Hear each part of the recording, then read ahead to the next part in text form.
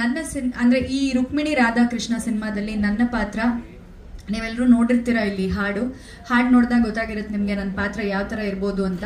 ಒಂದು ಇನ್ನೋಸೆನ್ಸ್ ಜೊತೆಗೆ ಒಂದು ಪ್ರೌಢತೆ ಇದೆ. ಸೊ ಈ ಪಾತ್ರ ರುಕ್ಮಿಣಿಯಿಂದ ಶುರುವಾಗುವಂತಹ ಪಾತ್ರ ಇದು. ರುಕ್ಮಿಣಿಯಿಂದ ಶುರುವಾಗಿ ರಾಧನ ಹತ್ರ ಬರುತ್ತೆ, ಮತ್ತೆ ರಾಧನ ಹತ್ರ ಬಂದ್ರೆ ಮತ್ತೆ ಪುನಃ ವಾಪಸ್ ಎಲ್ಲಿಗೆ ಹೋಗುತ್ತೆ ಅನ್ನೋ ಒಂದು ಕ್ವೆಶನ್ ಮಾರ್ಕ್ ಇರುತ್ತೆ. ಅದನ್ನ ನಾನು ರಿವೀಲ್ ಮಾಡಲ್ಲ, ಆಮೇಲೆ ಮಾಡಿದ್ರೆ ನಮ್ಮ ಡೈರೆಕ್ಟರ್ ಅಷ್ಟೇ.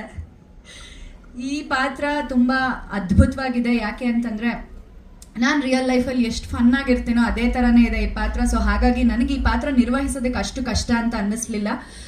ಹಾಗೆ ಮೊದಲನೇ ಸಲ ಈ ಕತೆ ಕೇಳಿದಾಗಲೂ ಅಷ್ಟೇ ಎಕ್ಸೈಟ್ ಆಯಿತು. ಯಾಕೆಂದರೆ ತುಂಬ ಮನಸ್ಸಿಗೆ ಹತ್ತಿರ ಆಗುವಂತಹ ಪಾತ್ರ. ನಾನು ಸುಮ್ಮನೆ ಹೇಳ್ತಾ ಇಲ್ಲ, ಸಿನಿಮಾ ನೋಡ್ತು ಅಂತಂದರೆ ನಿಮಗೂ ಕೂಡ ಇದು ಫೀಲ್ ಆಗುತ್ತೆ.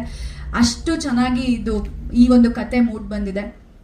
ಸೊ ಮೊದಲನೇದಾಗಿ ನಮ್ಮ ಪ್ರೊಡ್ಯೂಸರ್ಗೆ ಥ್ಯಾಂಕ್ಸ್ ಹೇಳಬೇಕು. ಯಾಕೆ ಅಂತಂದರೆ ಇಂಥ ಒಂದು ಪಾತ್ರಕ್ಕೆ ಇವರೇ ಕರೆಕ್ಟಾಗಿ ಸೆಟ್ ಆಗ್ತಾರೆ ಅಂತ ಹೇಳಿ ನನ್ನ ಆಯ್ಕೆ ಮಾಡಿದ್ದಕ್ಕೆ thank you so much sir. ಹಾಗೆ ನಾವು ಕುಂಭಕೋಣಂಗೆ ಶೂಟಿಂಗ್ ಹೋದಾಗ್ಲೂ ಅಷ್ಟೇ, ಬೀಯಿಂಗ್ ಅ ಪ್ರೊಡ್ಯೂಸರ್ ಸುಮ್ಮನೆ ಅಂದರೆ ನಾನು ದುಡ್ಡು ಹಾಕ್ತಾ ಇದ್ದೀನಿ ಅನ್ನೋ ಥರ ಇರಲಿಲ್ಲ ಅವರು. ಅದು ಬಿಟ್ಟು ಏನೇನು ಜೊತೆಗೆ ಟೀಮ್ ಜೊತೆ ನಿಂತ್ಕೊಂಡು ಎಷ್ಟೆಲ್ಲ ನಿಭಾಯಿಸ್ಬೋದೋ ಅಷ್ಟು ನಿಭಾಯಿಸ್ತಿದ್ರು. ಪಾಪ ನಾನು ಸುಮ್ಮನೆ ಹೇಳಬಾರ್ದು, ಬೆಳಿಗ್ಗೆ ನನ್ನ ಕರ್ಕೊಂಡು ಅಂದರೆ 5 ಗಂಟೆಗೆ ರೂಮಿಂದ ಹೊರಡಬೇಕಾಗಿತ್ತು. 5 ಗಂಟೆಗೆ ಹೊರಡಬೇಕು ಅಂದಾಗ ಇವ್ರು ನನ್ನ ಕರ್ಕೊಂಬಂದು ಸೆಟ್ಟಿಗೆ ಬಿಟ್ಟಿದ್ದಾರೆ. ಅಂದರೆ ಅಷ್ಟು ಡೆಡಿಕೇಟೆಡ್ ಆಗಿ ಅವ್ರು ವರ್ಕ್ ಮಾಡಿದ್ದಾರೆ. ನನ್ನ ಪ್ರೊಡ್ಯೂಸರ್ ನಾನು ದುಡ್ಡು ಹಾಕ್ತಿದ್ದೀನಿ ಈ ಥರ ಯಾಕೆ ಇರಬೇಕು ಅನ್ನೋ ಥರ ಮೈಂಡ್ ಸೆಟ್ಟೇ ನಾನು ನೋಡಲಿಲ್ಲ. ಅಷ್ಟು ಡೌನ್ ಟು ಅರ್ತ್ ಮನುಷ್ಯ. ಸೊ ತುಂಬ ಚೆನ್ನಾಗಿ ನಡ್ಸ್ಕೊಂಡಿದ್ದಾರೆ, ತುಂಬ ಚೆನ್ನಾಗಿ ಸಿನಿಮಾಗೆ ಏನು ಬೇಕೋ ಎಲ್ಲದನ್ನೂ ಕೊಟ್ಟಿದ್ದಾರೆ. ಹಾಗೆ ನಮ್ಮ ಡೈರೆಕ್ಟರ್ ಮೊದಲನೇ ಸತಿ ಕತೆ ಹೇಳೋದಿಕ್ಕೆ ಅಂತ ಬಂದಾಗ 2 ಪಾತ್ರ ಇದೆ, ಇದು 2ರಲ್ಲಿ ನಿಮಗೆ ಯಾವ್ದು ಇಷ್ಟ ಆಗುತ್ತೆ ನೀವು ನೋಡಿ ಅಂತಂದ್ರು. ನನಗಿಷ್ಟ, ಅವ್ರು ಅನ್ಕೊಂಡಿದ್ದು ನನಗೆ ರಾಧಾ ಪಾತ್ರ ಕೊಡಬೇಕು ಅಂತಾನೆ. ಬಟ್ ಅವ್ರು ಅನ್ಕೊಂಡಿದ್ದು ನಾನು 2ರಲ್ಲಿ ಯಾವ್ದು ಸೆಲೆಕ್ಟ್ ಮಾಡ್ತಾರೋ ಅವ್ರು ನೋಡೋಣ ಅನ್ನೋ ಥರ ಅನ್ಕೊಂಡಿದ್ರು. ಬಟ್ ಇಲ್ಲ, ನಾನು ಒಪ್ಕೊಂಡಿದ್ದು ರಾಧಾ ಪಾತ್ರನೇ. ಹಾಗಂತ ಹೇಳಿ ರುಕ್ಮಿಣಿ ಪಾತ್ರಕ್ಕೆ ವೆಯ್ಟೇಜ್ ಇಲ್ಲ ಅಂತಲ್ಲ. ರುಕ್ಮಿಣಿ ಪಾತ್ರಕ್ಕಿಂತ ರಾಧಾ ಪಾತ್ರ ನಾನು ಚೆನ್ನಾಗಿ ನಿಭಾಯಿಸ್ಬೋದು ಅಂತ ನನಗೆ ಅನಿಸಿದ್ದಷ್ಟೇ. ಬಟ್ ರುಕ್ಮಿಣಿ ಪಾತ್ರಕ್ಕೂ ಅಷ್ಟೇ ವೆಯ್ಟೇಜ್ ಇದೆ. ಹೇಳ್ದಾಗೆ ನಾನು ರುಕ್ಮಿಣಿ ಇಲ್ಲ ಅಂತಂದರೆ ರಾಧಾ ಬರೋದಕ್ಕೆ ಸಾಧ್ಯನೇ ಇಲ್ಲ. ಆ್ಯಂಡ್ ನಾವು ಶೂಟ್ ಮಾಡಬೇಕಾದ್ರೂ ನಮಗೆ ಒಂದು ಫ್ರೀಡಮ್ ಕೊಟ್ಟಿದ್ರು. ನಿಮಗೆ ಅಂದರೆ ಎಲ್ಲೂ ನಮ್ಮನ್ನು ಕಟ್ಟಾಕಿಲ್ಲ. ಆ್ಯಕ್ಟ್ ಮಾಡುವಾಗ ನಿಮಗೆ ಹೇಗಾಗುತ್ತೋ ಹಾಗೆ ಮಾಡಿ ಮ್ಯಾಮ್, ಅಕಸ್ಮಾತ್ ನಮ್ಗೆ ಏನಾದ್ರು ಒಂಚೂರು ತಪ್ಪಂತ ಅನ್ನಿಸ್ತು ಅಂದರೆ ನಾವು ಹೇಳ್ತೀವಿ ಅಂತ ಹೇಳಿ ನಂಗೆ ತುಂಬ ಫ್ರೀಡಮ್ ಕೊಟ್ಟು ಈ ಒಂದು ಪಾತ್ರನ ಮಾಡಿಸಿದ್ದಾರೆ. Thank you sir, thank you Pran sir. And next ನಮ್ಮ ಭರತ್ ಅವರು, ಅವ್ರನ್ನ ಹೀರೋ ಅಂತ ನಾವು ಹೇಳೋಕ್ಕೆ ಆಗಲ್ಲ, ಆಲ್ರೌಂಡರ್ ಅವರು. ಬರೀ ಹೀರೋ ಆಗಿ ಮಾತ್ರ ಕೆಲಸ ಮಾಡಿಲ್ಲ ಈ ಸಿನಿಮಾದಲ್ಲಿ. ನನಗೆ ಕತೆ ಹೇಳೋಕ್ಕೂ ನಮ್ಮ ಮನೆಗೆ ಬರ್ತಾರೆ, ಸೆಟ್ಟಲ್ಲಿ ಏನಾದ್ರು ವಿಷಯಗಳಿದ್ರೂ ನನ್ನ ಹತ್ರ ಹೇಳ್ತಾರೆ. ಆ್ಯಂಡ್ ಈಗ ಅಂದರೆ ಮ್ಯೂಸಿಕ್ ಮಾಡ್ಬೇಕಾದ್ರು ಅಲ್ಲೂ ಹೋಗಿ ಕೂತ್ಕೋತಾರೆ, ಡಬ್ಬಿಂಗ್ ಮಾಡಿಸ್ಬೇಕಾದ್ರೆ ಬಂದು ಕೂತಿದ್ದಾರೆ. ಡಬ್ಬಿಂಗ್ ಮಾಡ್ಬೇಕಾದ್ರೂ ಪ್ರತಿಯೊಂದು ವಿಚಾರದಲ್ಲೂ ಬಂದು ಕೂತು ಎಲ್ಲದನ್ನು ನನ್ನ ಕೆಲಸ ಅಂದ್ಕೊಂಡು ಅವ್ರು ಮಾಡಿದ್ದಾರೆ. ನನಗೆ ಈ ಸಿನಿಮಾಲಿ ಬರೀ ಹೀರೋ ಅಂತ ಅನಿಸಿಲ್ಲ, ಹೀ ಈಸ್ ಆಲ್ರೌಂಡರ್. ಆ್ಯಂಡ್ ಅವ್ರಿಗೆ ಈ ಸಿನಿಮಾ ಮೇಲಿರೋ ಪ್ಯಾಷನ್, ಅವರ ಇಂಟ್ರೆಸ್ಟ್, ನಿಜವಾಗ್ಲೂ ಅದನ್ನು ನೋಡಿ ನನಗೆ ಖುಷಿ ಆಯಿತು. ಯಾಕೆ ಅಂತಂದರೆ ನಮ್ಮ ಕಲಾವಿದ್ರದ್ದು ಕೆಲಸ ಏನಿರುತ್ತೆ, ನಾವು ಬರ್ತೀವಿ, ಆ್ಯಕ್ಟ್ ಮಾಡ್ತೀವಿ, ಹೋಗ್ತೀವಿ. ಬಟ್ ಅವ್ರು ಅಷ್ಟು ಮಾತ್ರ ಮಾಡಿಲ್ಲ ಈ ಸಿನಿಮಾಗೆ. ಪ್ರತಿಯೊಂದು ಭಾಗದಲ್ಲೂ ಕೂಡ, ವಿಭಾಗದಲ್ಲೂ ವರ್ಕ್ ಮಾಡಿದ್ದಾರೆ ಅವರು. ಸೊ ಇಂಥ ಒಂದು ಡೆಡಿಕೇಟೆಡ್ ಪರ್ಸನ್ ಜೊತೆ ನಾನು ಕೆಲಸ ಮಾಡಿದ್ದೀನಿ ಅನ್ನೋದಕ್ಕೆ ನನಗೆ ತುಂಬ ಖುಷಿ ಇದೆ ಆ್ಯಂಡ್ ಹೆಮ್ಮೆ ಇದೆ.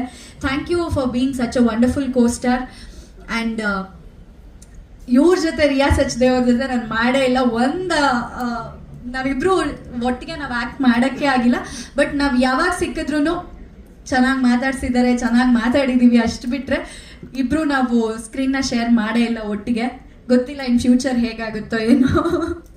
ಬಟ್ ಈಗ ಸಾಂಗ್ನ ನೋಡಿದಾಗ ಅನಿಸಿದ್ದು ತುಂಬ ಚೆನ್ನಾಗಿ ಆ್ಯಕ್ಟ್ ಮಾಡಿದ್ದಾರೆ. ಆ್ಯಂಡ್ ಅವ್ರಿಗೆ ಪಾಪ ನಮ್ಮ ಭಾಷೆ ಗೊತ್ತಿಲ್ಲದೆ ಇದ್ರೂ ಅದನ್ನ ಅರ್ಥ ಮಾಡಿಕೊಂಡು ಅದಕ್ಕೆ ಯಾವ ರೀತಿ ಅವ್ರು ರಿಯಾಕ್ಟ್ ಮಾಡಬೇಕು, ಹೇಗೆ ಅದಕ್ಕೆ ಯಾವ್ಯಾವ ರೀತಿ ಪ್ರಿಪ್ರೇಷನ್ಸ್ ಮಾಡಬೇಕು, ಅದನ್ನು ತುಂಬ ಚೆನ್ನಾಗಿ ಅಚ್ಚುಕಟ್ಟಾಗಿ ನಿಭಾಯಿಸಿದ್ದಾರೆ.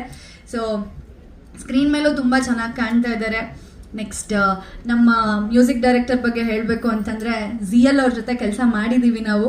ಆದರೆ ನನ್ನ ಸಿನಿಮಾಗೆ ಇಂಥ ಒಂದು ಒಳ್ಳೆ ಮ್ಯೂಸಿಕ್ನ ಕೊಟ್ಟಿದ್ದಾರೆ. ನನ್ನ ಸಿನಿಮಾ ಅಲ್ಲ, ನಮ್ಮ ಸಿನಿಮಾ. ಆದರೆ ಅದೊಂಥರ ಇದು ಸರ್, ಏನಂತಂದರೆ ಅನಿಸುತ್ತಲ್ವಾ, ನನ್ನ ಸಿನಿಮಾ ಅನ್ನೋ ಥರ ಅದೊಂದು ಬಂದ್ಬಿಡುತ್ತೆ ಮಧ್ಯದಲ್ಲಿ. ಬಟ್ ಅಲ್ಲ, ನಮ್ಮೆಲ್ಲರ ಸಿನಿಮಾ.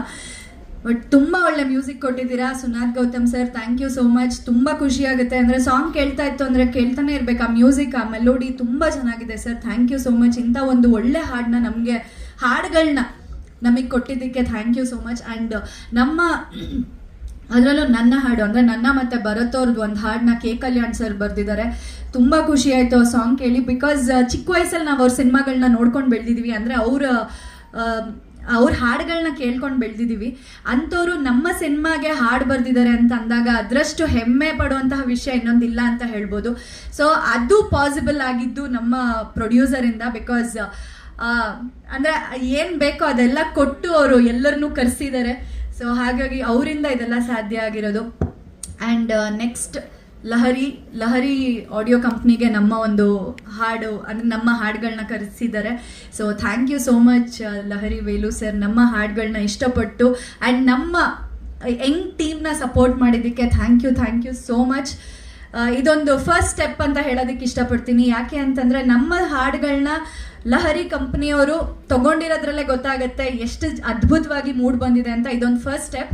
ಸೊ ಇದರಿಂದ ಒಂದು ಏನು ನಮಗೆ ಖಚಿತ ಆಯಿತು ಅಂತಂದರೆ ಗ್ಯಾರಂಟಿ ನಮ್ಮ ಆಡಿಯನ್ಸ್ಗೆ ಈ ಸಿನಿಮಾ ಇಷ್ಟ ಆಗೇ ಆಗುತ್ತೆ ಅಂತ. ಯಾಕೆಂದರೆ ನಾವು ಸಿನಿಮಾ ಮಾಡೋದು ಒಂದು ನಮ್ಮ ಮನಸ್ತೃಪ್ತಿಗೆ, ಇನ್ನೊಂದು ನಮ್ಮ ಆಡಿಯನ್ಸ್ಗೆ ನಮ್ಮಿಂದ ಏನಾದರೂ ಕೊಡಲೇಬೇಕು ಅಂತ. ಸೊ ಖಂಡಿತವಾಗ್ಲೂ ನಿಮಗೆ ನಿರಾಸೆ ಆಗಲ್ಲ. ಈ ಸಿನಿಮಾ ನೀವು ತುಂಬ ಇಷ್ಟಪಡ್ತೀರಾ ಅಂತ ಹೇಳಿ ನಾವು ನಂಬಿದ್ದೀವಿ.